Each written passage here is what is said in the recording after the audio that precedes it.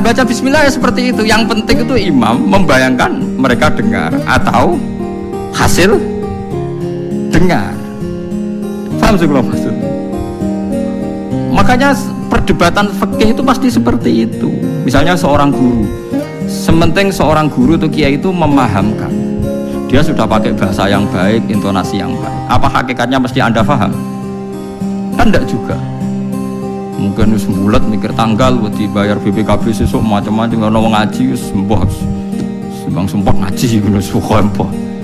Tapi ketika seorang guru dengan standar yang baik metodologinya disebut mufhim, memberi pemahaman meskipun yang mendengar enggak paham. Atau orang lain tuh paham padahal gurunya buruk karena sudah otaknya sudah baik. Omongan keliru paham. Mau itu malah hebat. Mau macam wis pinter. Nah ya makanya jadi perdebatan dalam madzhab Syafi'i ya, perdebatan ulama sampai seperti itu. Dalam khutbah itu yang penting orang 40 dengar atau yang penting adalah khotib memperdengarkan. Paham maksudnya? Jadi itu beda. Nah ulama itu mikir sampai ngono, bulet tenan Gus. Ngono kok mbok bantah, ngono mikire tok ngono kok mbok bantah. Kowe mikir remuk. Mikirnya berarti kandani terus mulai mikir. Mau ilmu terlambat kok mikir bantah ulama sing wis mikir lama. Mari kalau seneng nak debat ayo ulama-ulama riyen lucu-lucu debat. Makanya dulu abahnya Said Muhammad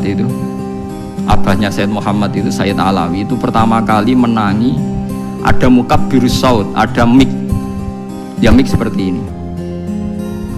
Ulama-ulama Mekah janggal. Ini sah apa ndak Jumatan dikhutbahi pamik? Karena syaratnya makmum itu mendengarkan suara khotib. Padahal dengan adanya mik suara khotib itu menjadi lirih. Kan nggak mungkin bengok-bengok sudah ada mik. Berarti yang didengarkan mereka itu suaranya mik, suaranya speaker, bukan suara khotib. Andaikan tanpa mik kan nggak terdengar. Mulai kontroversi, sah apa ndak sah? Terus Sayyid Alawi, abahnya Sayyid Muhammad bilang, kalau orang nggak bisa melihat kecuali pakai kacamata, itu akad baiknya sah apa enggak? Karena kalau sah berarti dia yang lihat itu udah dia, tapi pakai kacamata.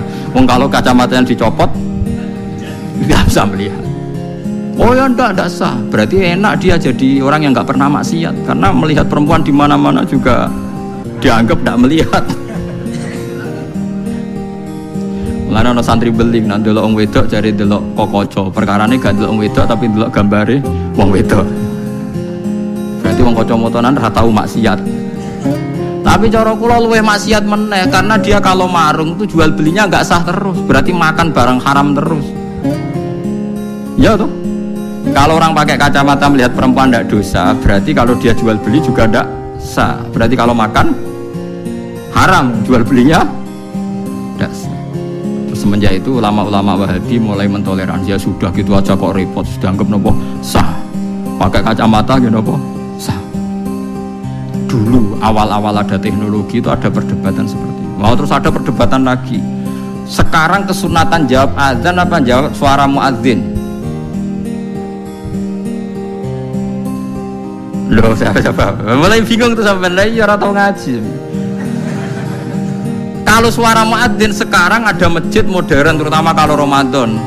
Mergo bilale ya ape mangan disetel wae radio. Kalau ono muadzine Kang radio disetel azan niku sunatan jawab to ora? Wong gak ono muadzine.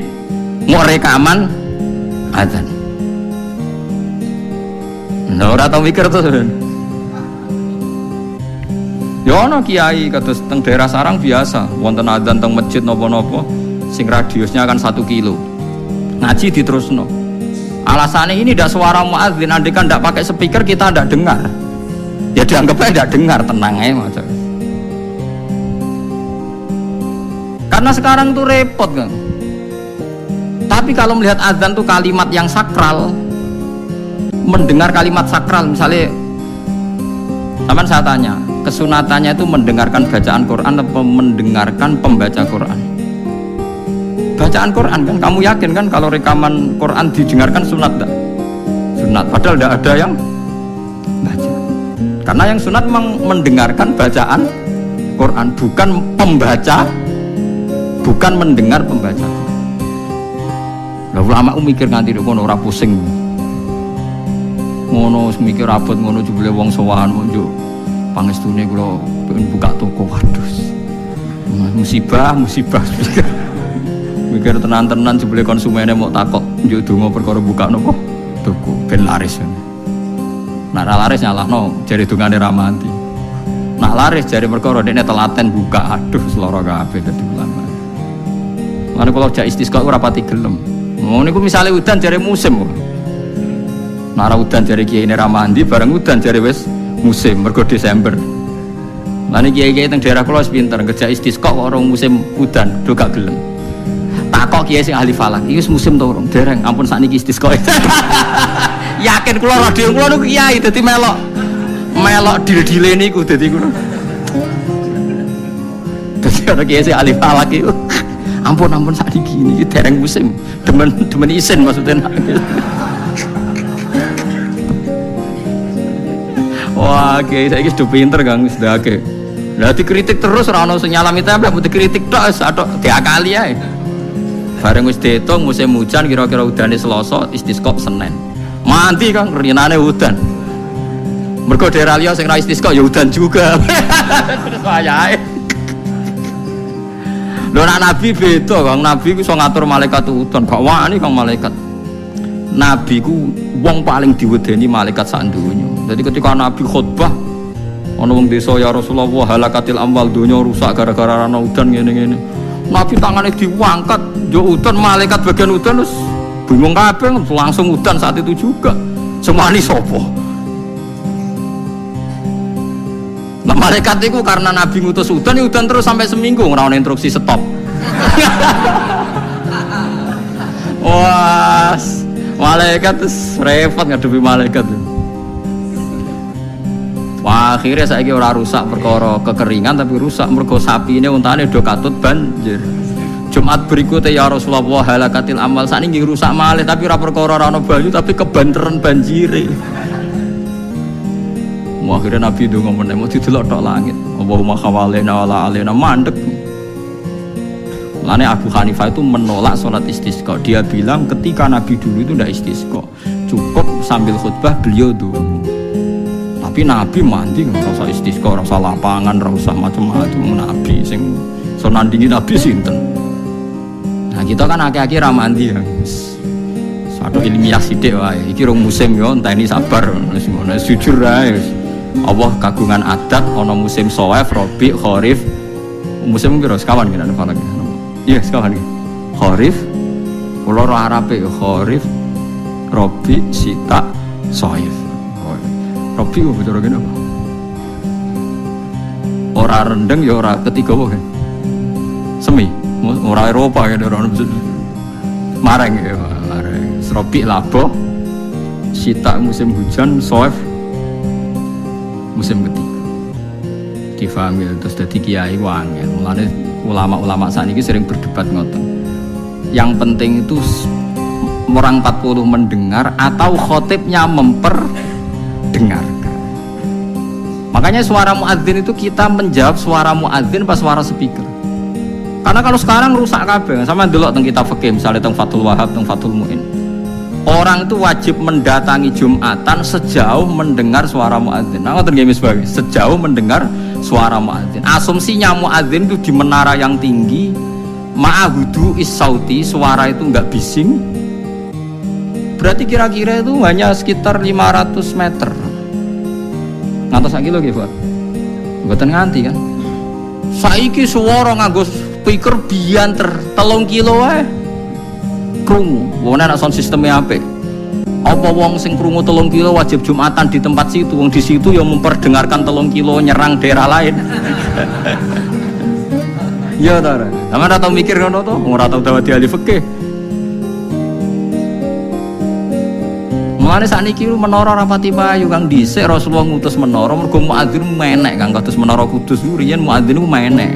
Saiki menek ngos-ngosan tok tetep ae padha ae untuk ngono nganggo apa? Speaker. Saiki gawe menara speakere dak kok menara wonge ning isor. Riyen iku beduk kaya Menara Kudus dak kok dhuwur, Kang. Muadzine mendhuwur, beduke dituthuk. Saiki gampang, Kang. Speakere ning dhuwur, beduke ning isor dituthuk nganggo mic. Wes to. Mulane iku al-hukmu yaduru ma'ilatihi wujudan wa adaman. Hukum iku nak masalah hukum-hukum sosial ngoten berubah sesuai alasane. Si alasan wujud, si alasan ora. Perkarane nak nuruti modern nggih. Apa sing dialami zaman Nabi saiki rubah sedanten. Mulane sing ngaten iki al-hukmu yaduru ma'ilatihi wujudan wa adaman. Hukum iku iso rubah. Riyen kesunatan menara mergo dienggo muadzin, saiki menarane dienggo napa? Dienggo napa? Speaker. Muadzine cukup ning iso. Mula riyen ndelok film-film Fathu Mekah riyen Bilal sak akeh tenan. Pertama adzan teng Mekah niku ora ono menarane. Bilal menek Ka'bah. Mergo anane nggon dhuwur nggih napa? Menek Ka'bah. Lambene dicuwoprok menek terus adzan. Nggih pancen tenan teng tarikh-tarikh teng kitab nggih sami sama seperti yang di film-film Ka'bah niku. Mulane wonten tiyang kafir nembe masuk Islam tapi jek sombong muni ngene bejo bapakku wis mati la ya rohadal ghurab yas'adal Ka'bah ora roh gagak irenge munggahi Ka'bah. Dadi dek nembe Islam tapi jek uteke jek sombong cek bejane bapakku wis mati jare la ya rohadal ghurab yas'adul apa Ka'bah ora roh gagak ireng munggah apa Ka'bah. Kaya apa tersiksane bapakku nak menangi gagak ireng munggah napa utek elek wis Islam padahal iku kan cuma napa uteke cek utek kafir cek sombong kamane cek nganyaran napa ajaran Islam. Paham ya, jadi kalau suwun sampean enggak usah pesimis, memahami Quran itu bisa. Kalau kita tidak bisa detail kayak ulama, setidaknya bisa secara dialeke umumnya wong. Nggih kula baleni dialeke umumnya. Dialeke umum wong misalnya ngeten contoh yang paling gampang. Wong itu nak kawin, terus pegatan. Niku nak sedurunge pegatan itu dikeloni, dijima lah kemarin di hubungan intim. Misalnya malam, saat ini malam apa? Senin ya. Zaid malam Senin masih menggauli istrinya.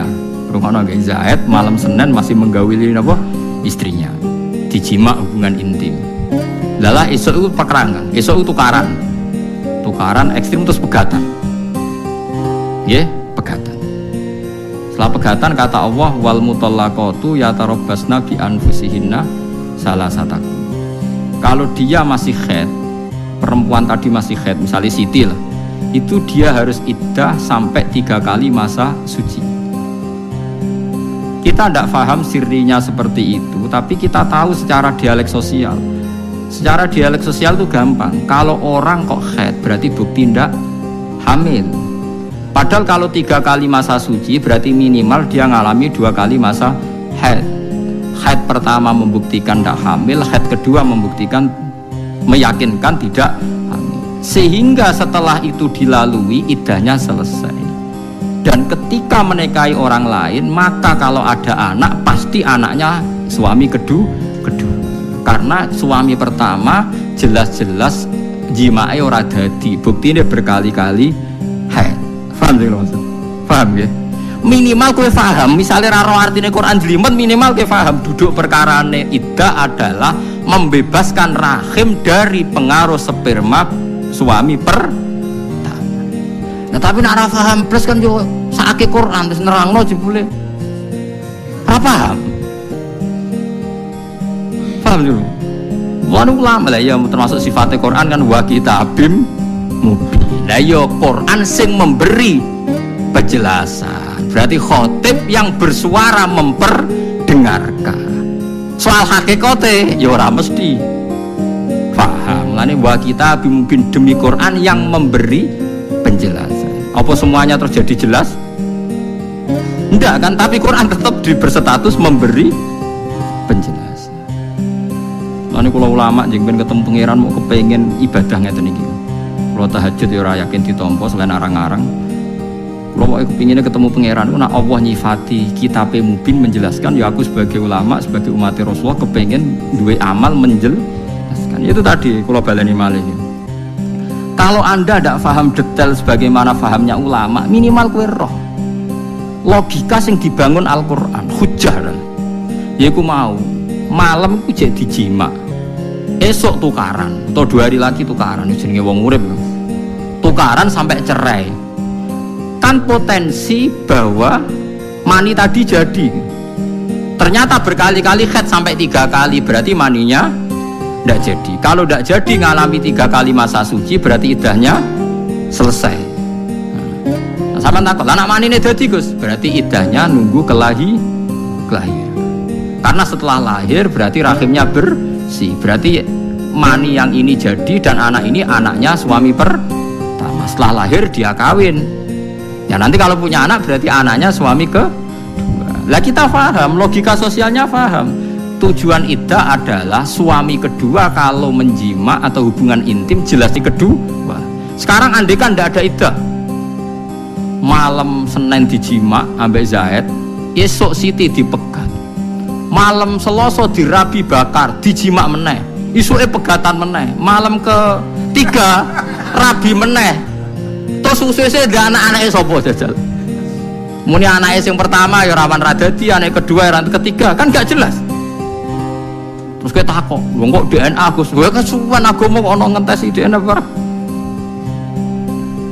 Agama gue mau bingung, ben jelas baru atur rohim ada iddah. Ya ada nopo? Lah itu maksudnya Quran. Mulane kula nate roh berita ya, orang medis Israel itu ada yang masuk Islam gara-gara kagum teori Islam. Kok apike koyo ngono Islam? Wong Israel padahal yang Yahudi. Dia tuh kagum sama aturan apa? Iddah. Ya mergo wow iddah itu jelas Kang, kalau min dawatil haid, kalau yang masih haid iddahnya 3 kali masa suci. Berarti mengalami 2 kali napa? Mane can nom-nom hubungan kebablasan jebule pacare ora haid susah, berarti bukti dadi meteng, tapi nek haid seneng berarti ndak meteng. Nah kita secara sosial meskipun dari medis tahu bahwa haid itu bukti tidak apa hamil. Nah berarti suami istri yang malamnya menjima tapi setelah beberapa hari kok haid, nah berarti iddahnya pakai haid, yaitu wal mutallaqatu yatarabbasna bi anfusihinna salasatan. Nah nanti kok terbukti hamil misalnya, ya berarti iddahnya wa ulatul ahmali ajaluhunna ayyadna hamlahu. Kalau yang hamil berarti iddahnya nunggu nopo kelahiran. Jadi paham gitu, terus ojo sampai wong terus ra paham Quran blas. Saking blase nganti iddah ya ora roh. Wis repot. Mane kula mek kawin mut'ah gak seneng. Kawin mut'ah iku kawin sing nganggo waktu. Aku mending ngene, umpama ana iddah lumayan dah ndak gelem no. Wong wedok-wedok sing dikawin mut'ah teng Bogor, teng di beberapa daerah sing TV-TV niku sing kampung Arab niku.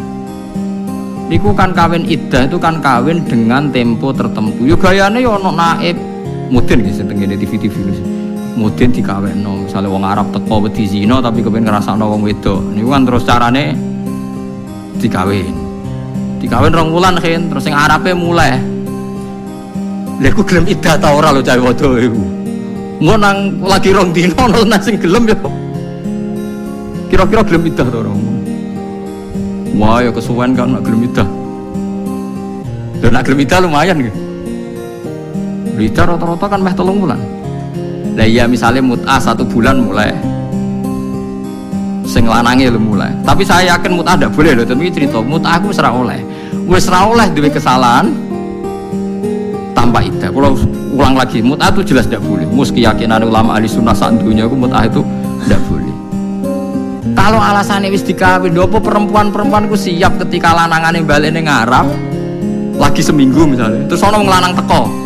Kira-kira dikawinnya gelem ta ora? Cek aku takok. Kira-kira apa? Purun dari Mustafa gelem. Lagi tau ora ono. Lah nek purun berarti kan nikah sah harusnya setelah dicerai kan? Iddah kan? Kalau iddah kan minimal 3 bulan. 3 kali masa suci anggap aja kira-kira 3 bulan. Gelem kira-kira nganggur 3 bulan ono sing. Lah kuwatirku meneh fatale meneh pas Arab balik ning Mekah jebule lali ra megat. Mergo eman dene, wah kok enak ora tak begat ta. Menengae mulai ngono ae. Bojone sapa nak misale gak megat. Ndak jawab ae lho iki latihan hukum. Nah ra megat iki bojone sing Arab mau. Gua sering ngerti TV ngoten esuk-esuk. Daerah kula kan parek sarang, parek sedan, padha nganti yang alim.